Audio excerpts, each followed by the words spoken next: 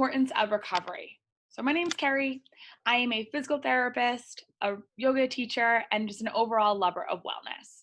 The importance of recovery is a topic that is very important to myself, my clients, and people I work with. And I think that it's a really important thing for everyone to know about, and it can kind of get a little muddled.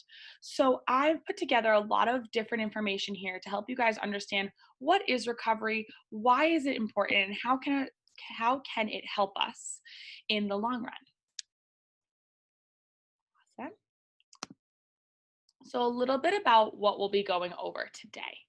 So we're going to look at some common stressors, how they add up, what actually is recovery, why it's important, and then some really tangible tips and tricks of how we can recover better and how it affects our performance. So we'll kind of run the gamut of all different things recovery today. So let's first talk about stressors, because stressors are what cause us to need recovery. I like to look at it in two ways here. There is eustress and distress, and there's physiological stress and psychological stress. So let's start with eustress versus distress. So eustress is what we consider good stress: getting married, exercising, having a child. Distress is termed a lot of times bad stress: losing a loved one, unhealthy relationships, not getting enough sleep. Both eustress and distress have a purpose in our lives and help us be the human we are today. But it's just interesting to note that whether it's eustress or distress, it's still affecting our body and the systems within our body. There's also physiological stress and psychological stress. So physiological stress is something that happens to your person, to your body. Psychological stress is something that has to do with mental stress or emotional stress: losing a job, losing a loved one, a stressful work environment, whereas physiological stress is more like an illness or an injury or something you're feeling within your body: stomach, muscles, things like that. This is all to say, all of these stressors, regardless of what kind they are, all have an effect on our body and all have an effect on how we recover and what that means to us. And also how we perform, which we'll get into later. So this is a really great quote that I love, and I just want you guys to think about it for a second. The time to relax is when you don't have time for it.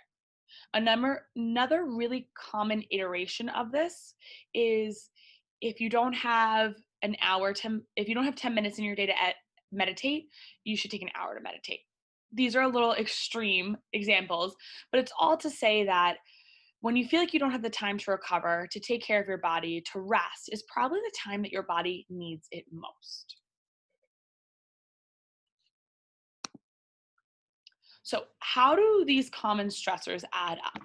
All stress, whether it's good stress, bad stress, physiological stress, or psychological stress, add up. It all adds up and has effects on the body and the mind.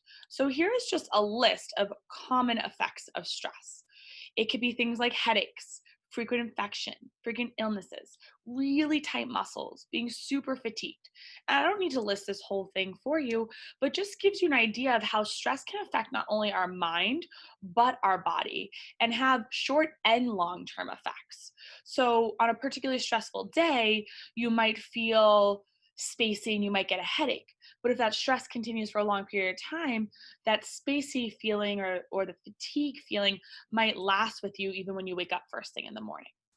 So once again, if you're experiencing any of these symptoms, not necessarily a good or a bad thing, just something to notice, and notice how stress affects your body and mind.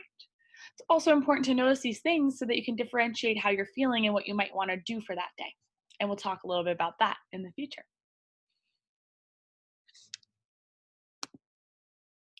So, what is recovery?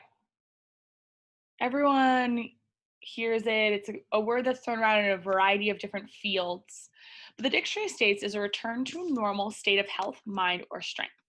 It also is the action or process of regaining possession or control of something stolen or lost.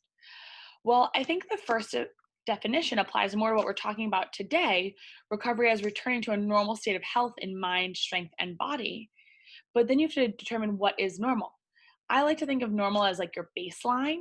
So when you're feeling recovered, what is that kind of baseline that you want to feel? And if you're in high stress, whether it's emotional, mental, or physical stress, can you bring yourself back to baseline? I also like to look at the second definition of the action or process of regaining possession of something lost or stolen. Because a lot of times when we're stressed out, we feel like we don't have enough time to sleep, to eat, to rest.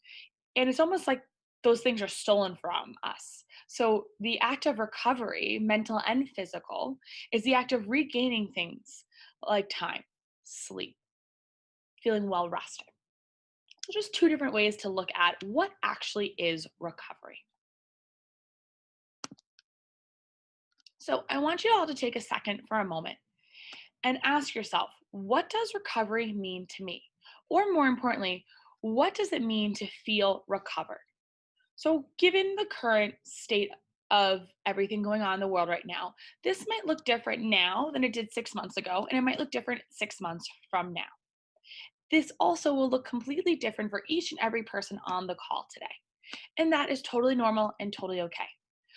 For me, feeling recovered is feeling calm after a stressful situation, feeling strong after a hard workout, feeling really well rested after a good night's sleep, feeling energized.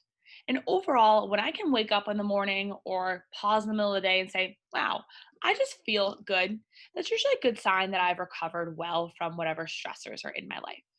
So for you, what does feeling recovered mean to you? And like I said, it might be different today versus tomorrow, and that's totally fine.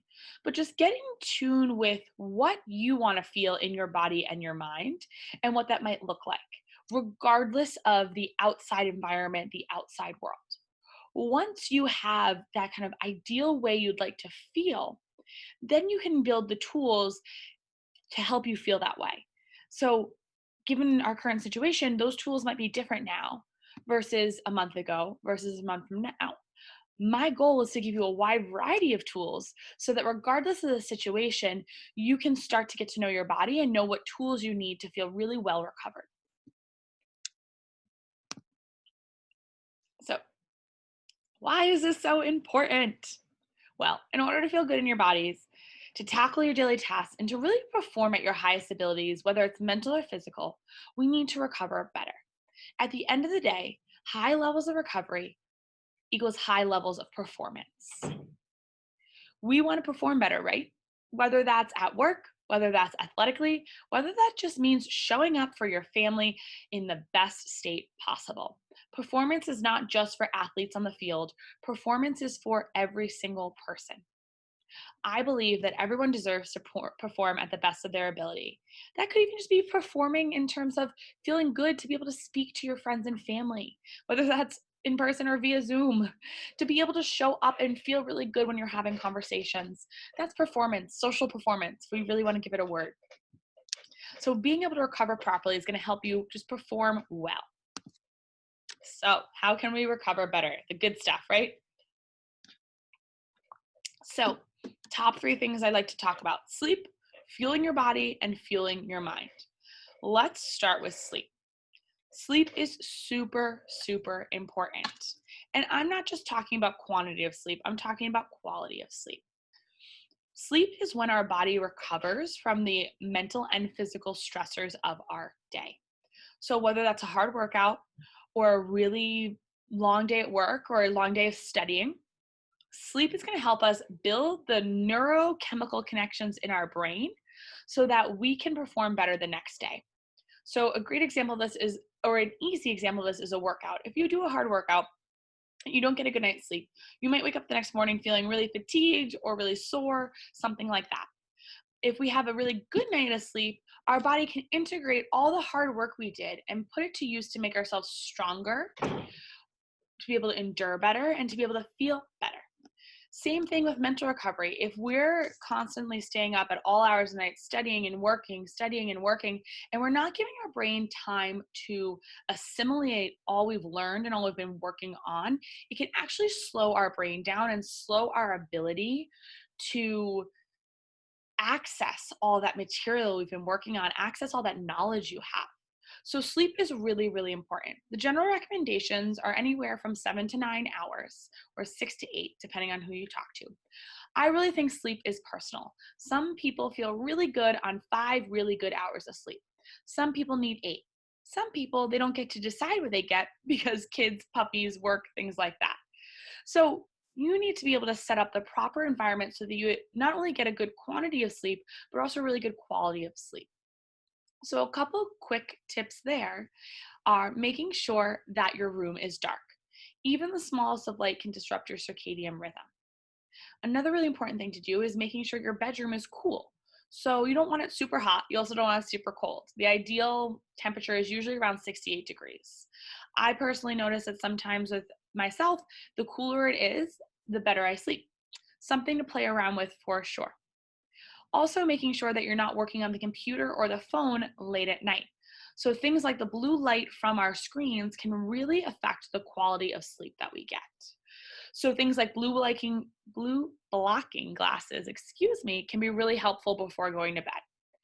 If you can shut off your computer and your phone about an hour or two before sleep, that can be really helpful. Yet I understand that's not always possible. So that's where those blue light blocking glasses can be helpful, or things like putting a sunset screen on your computer. Things like Flux is a good example. Those are all ways that you can improve your quality of sleep. So, on to fueling your body. So, two things we want to look at here. We'll dive into each of these a little bit more, but movement and nutrition. Our bodies recover well when we get movement throughout our day. So, just being stagnant all day is not going to set us up for great recovery overnight. You want to move your body, but within reason. This doesn't mean you need to go out and run 5 miles every day. This means a little bit of movement throughout your day. It could be walking up and down your stairs. It could be doing a quick little stretch on your floor. A little bit goes a long way in terms of movement and recovery. Fueling your body is the other huge piece here. So getting good nutrition, and we'll dive into a little bit that in a moment, but making sure you're eating well, you're hydrating well, and that you're really fueling your body so that you can perform your best. Your body will then take that nutrition to help you build the recovery blocks so that you feel better. And then the other piece here is fueling your mind. So this can be all sorts of different things: meditation, mindfulness, play, crafting, pleasure reading. Fueling your mind so that you have an enjoyable, pleasurable experience is going to help you recover better in the long run. So that's essentially to say, taking a little bit of time off in your day to day from mental activities that are really brain consuming, for lack of a better word, can help you recover and perform better the next day. So here are some of my top tips. So get more sleep. We kind of really talked about that one, but if it's too hard to get enough sleep at night, you can always embrace a midday nap if that's possible in your schedule. That's not always possible, and that's okay.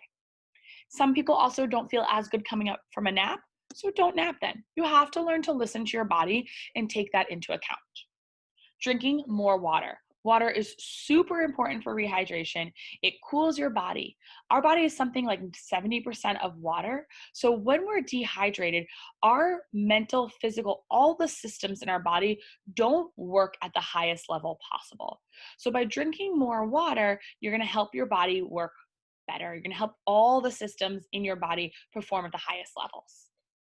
Fueling right is next. So first of all, don't skip meals. As much as you might be super busy, skipping meals puts your body into kind of a fight or flight response and a little bit of panic mode. So don't skip meals, but do skip the junk food. Eat the best you can. To feel your best, you want to eat your best. So that's a wide range of fruits and vegetables. That might be meat if you eat meat. There's all different ways to eat well for your body. And I'm not here to tell you the right way to eat. I'm here to tell you, eat so that it serves your body. And once again, this might take a little bit of tweaking to find exactly what works well for you. Saying no to alcohol. So recovery is an active process. And this is not to say that one glass of wine or one drink every now and then is bad for you. It's just to say that when we've had a really stressful day, a really stressful mental and physical day, alcohol inhibits the ability of our body to recover well. So if you really need to perform well the next day, it might be a good idea to skip alcohol after a long, stressful day. It's just going to help, once again, the systems in your body to perform better so you can recover better. Don't skip the cool down. This one is mostly related to working out, but I like to think of it in terms of after the end of a long day as well. So a lot of people know cool downs from after a workout, whether that's you're going for a run and then you walk for a couple of moments, whether that's some brief stretches after a strength training, whatever that is. That cool down is really important to help bring your body back down to its baseline, help slow down your heart rate, slow down your breath, things like that. I also like to think about the cool down after a long day of work. This is something I got from one of my mentors.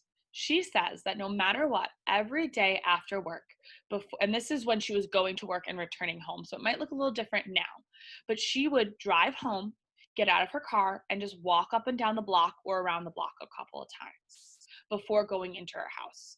That 2 to 5 minutes she spent cooling down from her workday helped her be better able to enter her household feeling happy and feeling well and recovering from maybe a mentally grueling day at the office. I think that's something really important, especially nowadays when our work and our home are one and the same. Maybe that's turning off your computer and just sitting at your desk and breathing for a couple minutes before going out to be with your family. Maybe that is taking a walk if it's safe to do so. Maybe that's having a glass of water and just sitting in silence for a couple minutes. Cooling down and easing up from a long day of work can be really helpful when your work and your home are kind of one and the same right now. And then last but not least, finding ways to better recover from psychological stress. This is one that is highly, highly dependent on the person and what you enjoy. Maybe it's meditation, maybe it's going for a walk, reading a book for fun, maybe it's playing games in the backyard with your kids. There's no right or wrong here, but something that you can tune out from your daily stressors and have some fun with. And that could look different on the day as well. But something that you can have fun, maybe you laugh, maybe you are playing, that's going to really help your mental and physical recovery. So, your mind and body will tell you what it needs if only we would listen. Throughout this whole lecture, if you take away one thing, I hope it's that our mind and our bodies are really smart. Commonly in our day-to-day, in the hustle and bustle, it can be really easy to get overwhelmed. Taking even 5 minutes throughout your day to pause and reflect on how you feel and what you need can go a really long way to helping your body recover better because you'll take better action to help yourself, therefore improving your mental and physical performance. So let's get into the nitty gritty of physical performance. So a couple really common ways to recover. So let's talk about recovering after a long workout. So stretching, whether it's the right after or the day after, it's going to improve your muscle recovery and improve the ability to use muscles after training and working hard. Massage doesn't have to be in-person massage. It can be a self-massage, whether with a foam roller or tennis balls, little squishy balls, things like that. Massage helps improve blood flow. It improves body awareness, which helps you better listen to your body, mindfulness, and it really induces a sense of peace and calm. Learning to self-massage can also be a really helpful way to tune into your body so you can start to know, okay, when do I need to take some rest? When do I need to recover? Gentle movement is also something not to be kind of put off to the end. A lot of times people think of a rest day from a physical recovery as doing nothing. And that's not always the case. Things like walking or gentle biking, stretching, or going up and down some stairs, all those gentle movements. And once again, this might look different for you than for me, depending on your body, your physical activity, your work schedule. But finding something that just helps you move a little bit, it might be dance. But finding anything that helps you move around helps remove metabolic waste and improve muscle recovery. This is going to help your body recover better for the next day. In terms of mental performance and physical recovery, I would argue that all three of these things can really help with mental recovery as well to prepare you for your next day. So, mental recovery. This is just a very short list of some of my top tips for mental recovery. Keep in mind that there is a lot of other options depending on your person, what's available to you, and honestly, what you like. So, my favorite mental recovery piece, because it's simple, it's easy, and almost anyone can do it, is take mental breaks. Slow down. Your mind needs to rest just as much as your body. So, taking breaks throughout the day can be really helpful here. Research shows that working in 45 to 50-minute blocks and taking 5 to 10-minute rests can go a really long way at improving your productivity. You will achieve more in your 45-minute blocks with 5-minute rest breaks than you will with trying to work straight for 5 hours. So whether that's a workout, work, studying, whatever it is, it's really helpful to take 5 minutes. So it might look like just stepping away from your computer, standing up and having a little stretch. It might be walking to your fridge and grabbing a snack or a glass of water.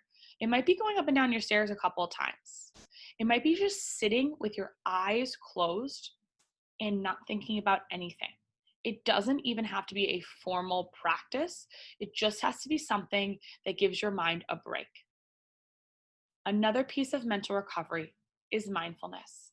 Mindfulness is a really big word to just mean turning inward, to also mean slowing down. A lot of people don't like to meditate. A lot of people like to meditate. Meditation is a great way to be a little bit more mindful, but there are plenty of other ways to do so as well. Tai Chi, mindful breathing, body scans, even walking. One of my favorite ways to induce mindfulness in myself and with the people I work with is just taking a moment to check in with all 5 senses. What do you smell? What do you see? What do you hear? What do you feel? And what do you taste? By bringing your awareness to those 5 senses, it can take your mind off all the stuff that's turning around in there and focus on something outside or even within your body for the moment. Mindfulness can also just be looking out your window and pointing out, or physically or just mentally pointing out, all the flowers that have bloomed, all the birds that are chirping, taking note of what's going on around you. Another huge piece of mental recovery that I think gets easily pushed to the side is getting outside. Obviously, right now we need to be extra safe of getting outside and doing it in a really safe fashion. But getting outside can be really helpful for your mental and physical recovery. There are endless benefits of Mother Nature, and I will not bore you with statistics and facts here, but some of the most important things is it lowers stress response, improves resiliency, and helps us better handle mental and physical stress. A lot of people live in the city nowadays, and so that might mean that we are just walking, might be sitting on our front stoop. It could be anything, but getting outside can be really, really helpful. So, on to the benefits of recovery. So let's talk about the fitness gains. If you recover mentally and physically, it can help improve muscle recovery, help your muscles be able to perform better the next day, the next week, and the next month. It can also improve your ability to generate force and improve your endurance. So for someone training for a physical activity, taking a mental and physical recovery day can help really improve your gains in the long term. It can also decrease your risk of injury, whether that's an active rest day or a passive rest day, meaning a complete and total rest day or a kind of active recovery, walking, stretching, it can help you improve your ability to handle physical stress, your muscles adapt better, and you improve your muscle capacity, which in the long term decreases your injury risk. Then in terms of increased mental performance, it's going to increase your clarity, your focus, your concentration, your motivation. Taking time away from the computer, time away from work is going to better suit you to start your day on a stronger foot. It's going to help you long term perform at a high level day in and day out. Increased resiliency is also a huge one, especially now. By taking time to rest, to recover, you are going to be able to better handle stress, handle more stress with less negative effects, and have decreased mood swings. With so many different things going in our world right now, so much different stressors, having resiliency is going to help us take care of our bodies, our minds, our family, and our workload to a better ability. These are just a couple of the performance benefits of recovery. There are many more that we can dive into specifics, but these are really the overarching things that I want you guys to realize, that by taking time to recover mentally and physically, we can serve our mind and our body to better perform in the coming days, weeks, and months, and better handle stressors that are thrown at us, whether they're physical, mental, or emotional. So that is it for today. I wanted to take you guys through a really brief mindfulness activity that you can breathe through. So we're going to do that for a couple minutes, and then I'm going to open up the floor for questions. So wherever you are, if you're not driving or if you're in a safe space, if you can just take a moment and get your feet planted firmly on the ground, your hands can rest on your lap or maybe on your chair, whatever feels best. And if you're in a comfortable spot, closing your eyes. If not, you can keep your eyes open.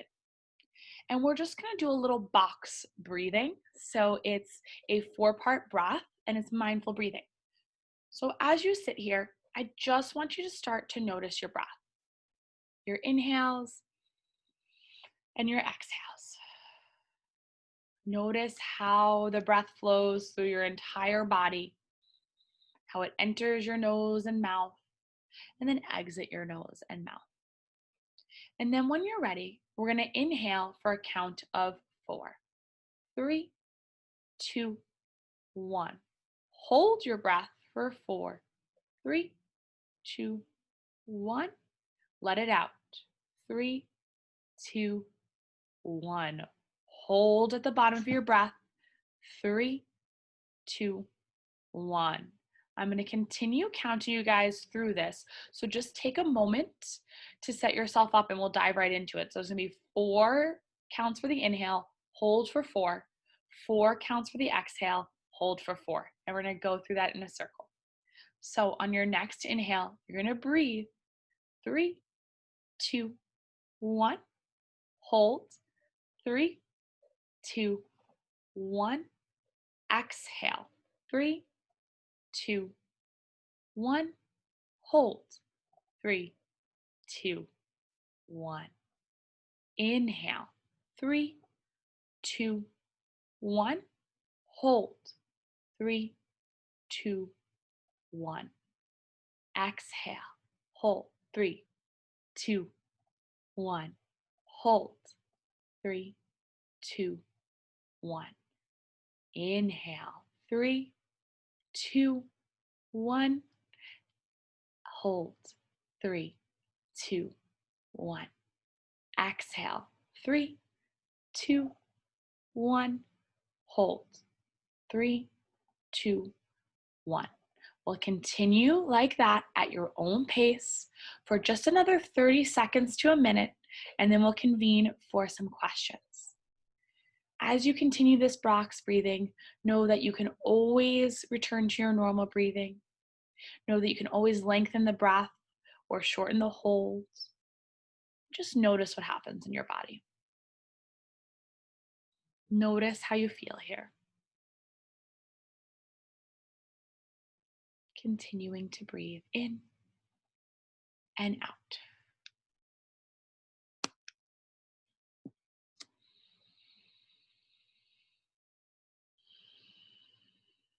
We'll take one more round of breath wherever you are in your cycle.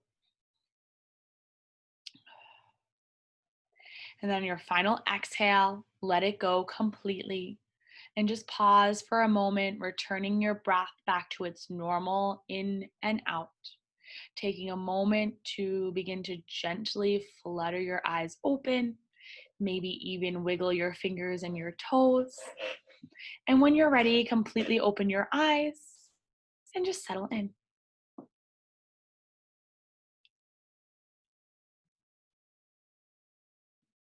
Beautiful. I hope you guys enjoyed that little breath work, mindful breathing technique. That's one of my personal favorites. I am now opening up the floor to any questions, and you can pop them in the chat if you'd like, and I'll address them. But thank you so much for listening to The Importance of Recovery. I can answer any questions you have about it or point you in the right direction. I do have one comment over here that prayer is another way for mindfulness. That is 100% true. Prayer is a really great way for mindfulness, and prayer looks a little bit different for everyone. So I love prayer as a way to foster mindfulness because it might look a little bit different for one person on here versus the other. Great suggestion. Thank you for sharing. Any questions from you guys? I will be here. Glad you enjoyed it.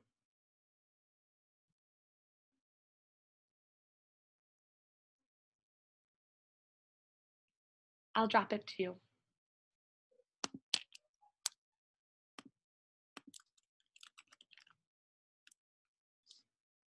Of course, no problem.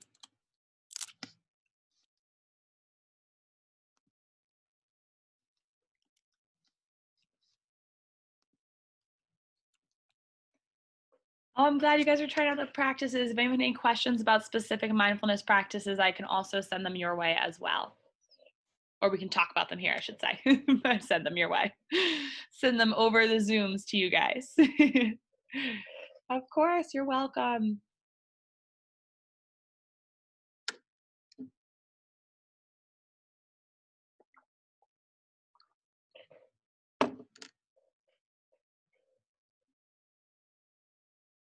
So I have a question here. What would you recommend for people who are in confining situations would like to practice mindfulness? Great question. If you don't mind, for confining situations, is that physically confining or emotionally as well? Um, of course. Yes, we'd like to hear more mindfulness techniques. Great. Okay. Thank you. Thanks for that clarification. Let's dive in. Got a couple for you guys. So, for let's talk about physically. Like, if you don't have a ton of space in your home and you need to create a mindfulness practice, especially nowadays when we're stuck in our homes and a lot of us might be stuck in smaller apartments, something you can do seated is really important. So, whether it's even in your chair or on the floor or in this little space like me between your bed and your dresser.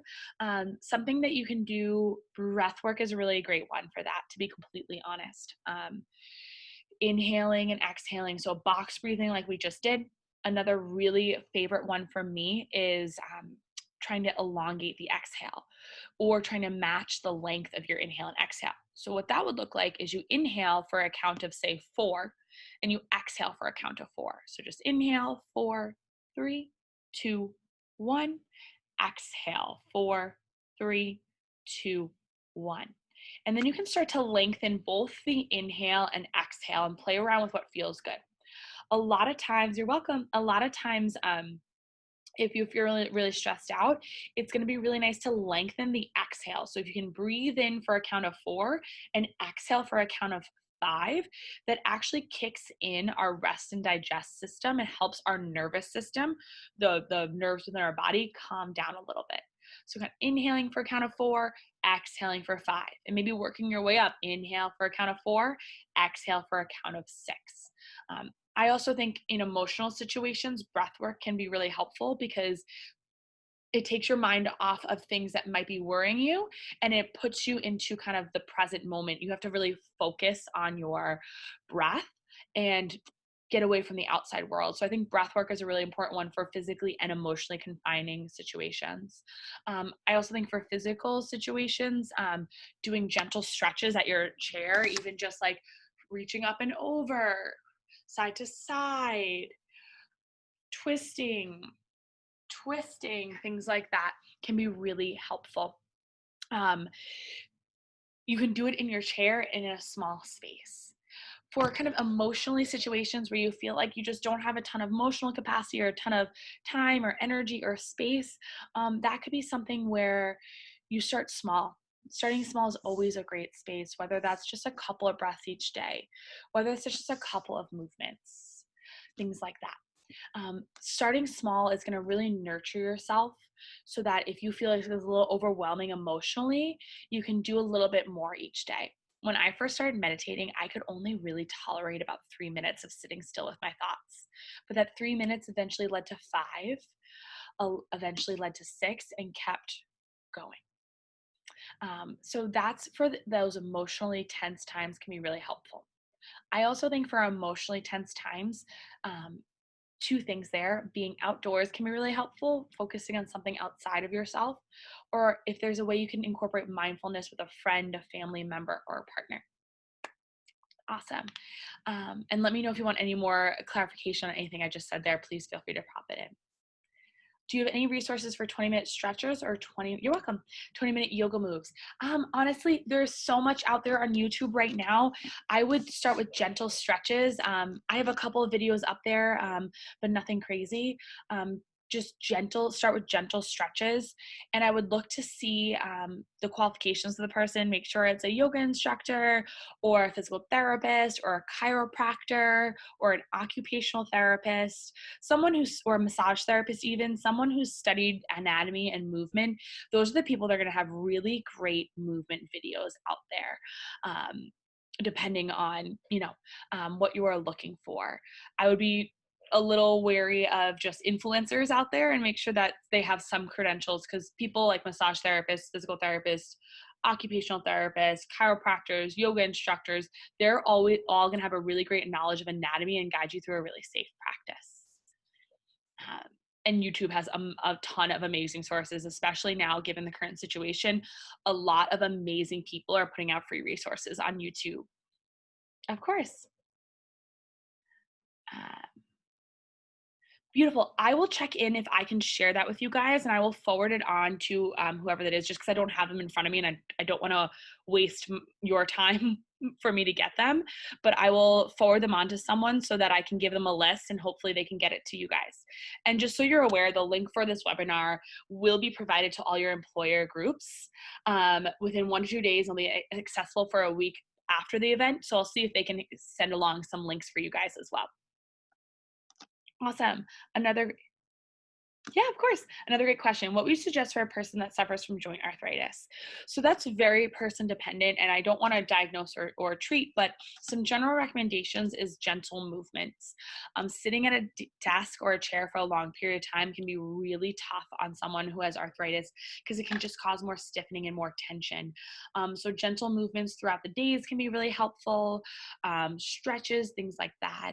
Things like strengthening can also be helpful, but I would work with a physical therapist or a really knowledgeable personal trainer to get the proper strength exercises for yourself. But flexibility and strength are really important when it comes to arthritis, and just mindfully moving throughout your day, listening to your body, getting to know what feels good. Yeah. Awesome. Thank you guys for all the great questions. This has been wonderful. I'm still here for about another 5 or so minutes. If you have any other questions or you want me to clarify anything further, please feel free to shoot it below.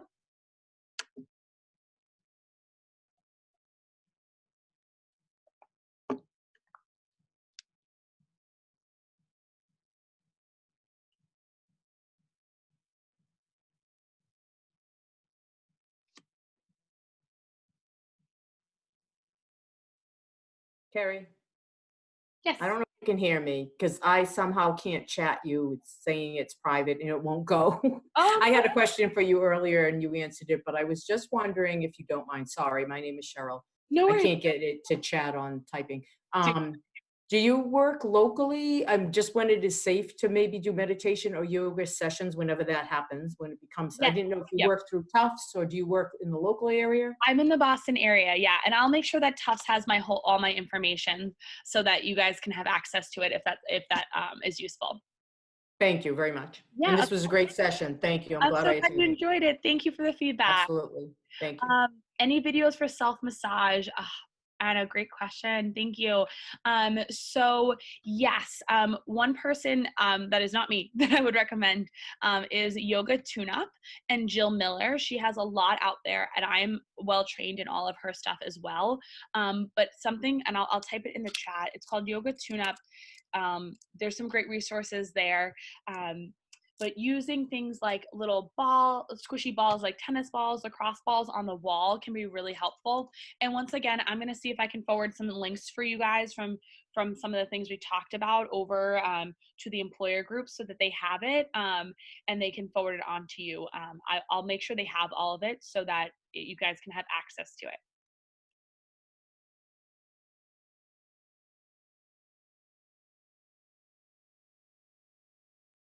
Other things for self massage I just thought about when I was looking at the chat. It's also sometimes called self myofascial release. So that might be something you see it come up as in some of the links that I send you. So self massage and self myofascial release are kind of one in the same.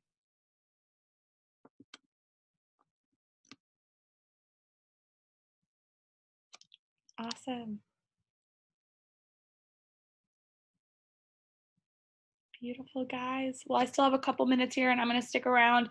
If you have questions, feel free to throw them at me. If I don't know the answer, I'll also give you some resources to find them.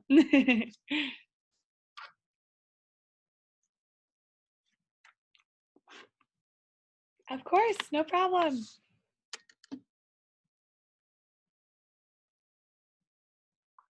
Got to follow my own rules and have some water.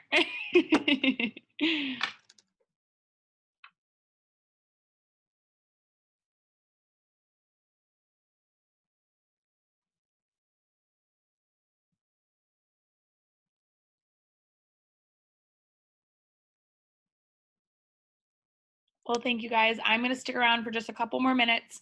I'll be here if you have questions. But just as a reminder, this webinar will be provided for you. So if you ever want to go back and look at some of the techniques or some of the slides, it will be available for you there. And my contact information is in the PowerPoints as well. So you'll have access to that as well.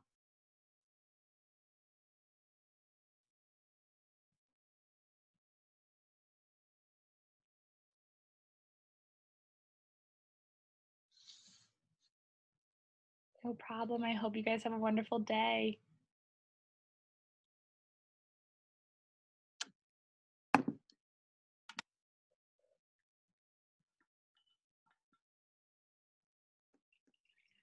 Yeah, stay safe and be well, everyone. Take care of yourselves.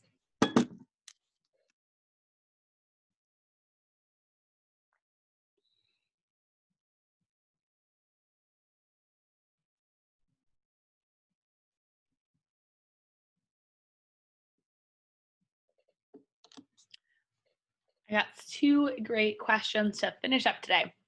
So related to sleep, you discuss any particular colors you recommend or ambience, especially for people who have a hard time sleeping at night. Yes, so like soft tones, things like in the orangey and red family. So you can see this little light behind me, that kind of like oranginess can be really helpful. There's an app called Flux that you can put on your computer that makes the entire computer that kind of like orangey. Think about what happens outside when it's time to sleep. The sun sets. So those like warm colors from the sunset, excuse me, can be really helpful to create that ambiance, I'm saying it wrong, that you're looking for. Other than that, when it is time to sleep, and this is something that a lot of people struggle with, myself included, making sure that it is completely dark, especially living in the city can be hard. Street lights, things like that. The darker it is, the easier it is for your body to get the signals that it's time to go to sleep. Also, just if you can be away from the computer within the 2 hours before sleep, that's going to be really helpful. The blue light from computers and from street lamps and fluorescent lights signals our body to stop producing melatonin, and melatonin is what helps us get to sleep. So anything you can do to make sure your melatonin is producing at night is helpful. So warm lights, darkness, being away from blue light. I hope that helps. Can you recommend a gong reminder timer? Calendar reminders are good, but the gong really puts your mind. Yeah, I totally agree. I don't know specific apps. I do know like I use the Insight timer for meditation sometimes on my phone, where you can set a timer, and then you can choose the sound that comes when the timer's up. That's more of like a meditation timer. I'm sure there is an app that could remind you of tasks with the gong, but if it's just a strictly like time based, like I want to set a 10-minute timer, Insight timer is one of my favorites, and it's free, which is also really helpful. Awesome.